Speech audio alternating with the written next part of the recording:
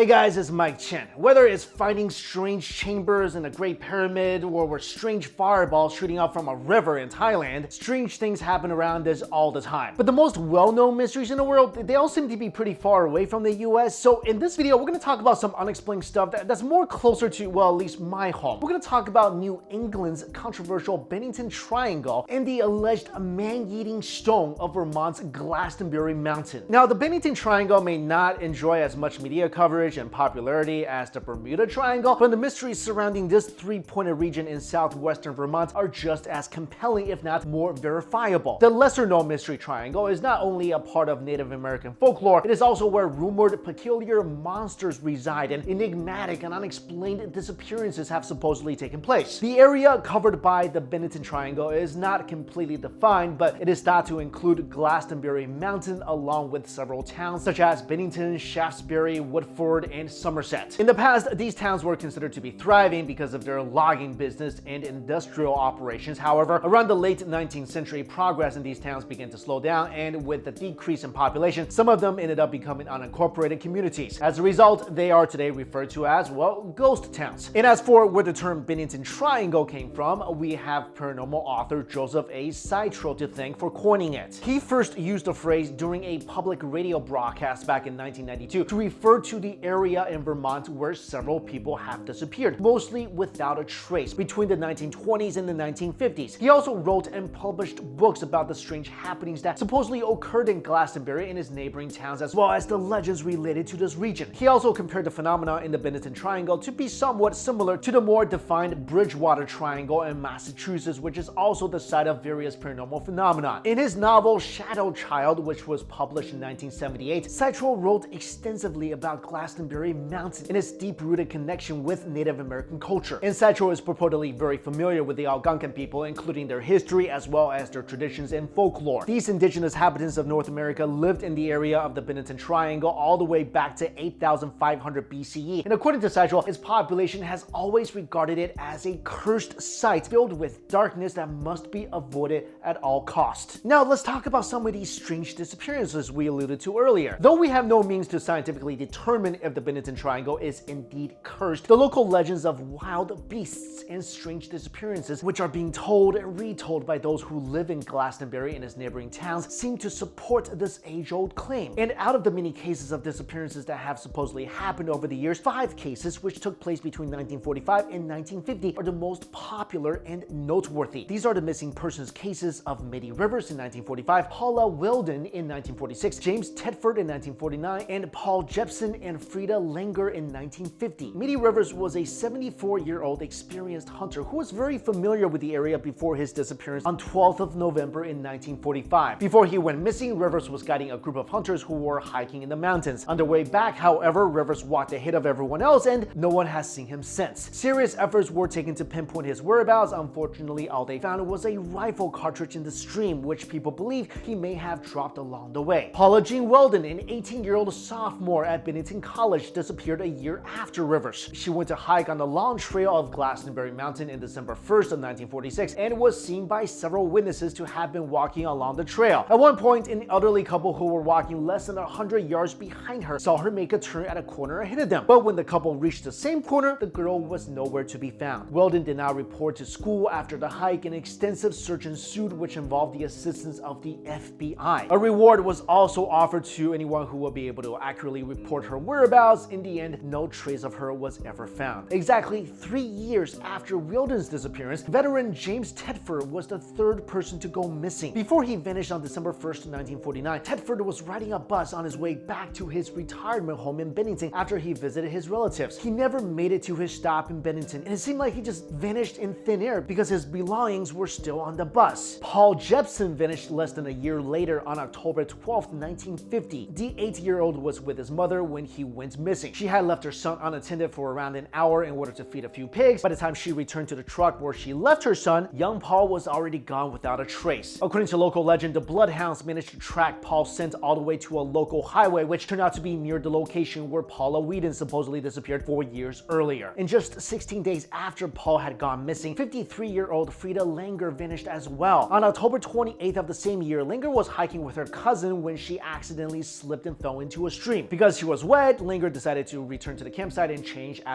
so she asked her cousin to wait for her to return so they could finish the hike. Realizing she was taking too long to return, her cousin decided to walk back to the campsite. However, when he got there, Linger was nowhere to be found and nobody saw her since. It was only in May of 1951 that Linger's body was found somewhere near the Somerset Reservoir, making hers the only case out of the 5 in which the missing person's body was later discovered. Now, there are many possible explanations behind the strange and mystifying disappearances of these people. Perhaps those who have gone missing weren't really missing at all. Maybe they ran off somewhere and never looked back. Another extreme but not completely unlikely scenario is that a serial killer may have been running rampant in Glastonbury during those years, and he or she was the one responsible for the disappearances. But out of all the weird explanations presented by people to explain what had happened all those years ago, perhaps the most outrageous of them is the one proposed by Joseph Citro. In his book titled The Vermont Monster Guide, Citro suggested the existence of an unknown but dangerous anomaly in the Glastonbury Mountains, which he referred to as the man-eating stone of Glastonbury Mountain. According to Citro, the Native Americans knew of its existence but avoided encountering the large rock entity at all costs. The rock is supposedly large enough for a human being to step on, and when someone steps on the rock, the heavy stone becomes more malleable and ultimately swallows a human being whole. So Citro entertained the likelihood that the 5 people who disappeared between 1945 and 1950 could have accidentally stepped on one of these beast-like stones and ended up being devoured by these unusual creatures. Now, of course, we don't know for sure whether Bennington Triangle is a real thing or that a man-eating stone really lurks somewhere in the woods. I really hope not. But at least for me, you know what? Why take the risk? You're going hiking in an area where you know like people mysteriously disappeared, their bodies were never found. Maybe go somewhere else to go hiking. And I know maybe I watched one too many horror movies or one too many supernatural episodes, but there all seems to be legends from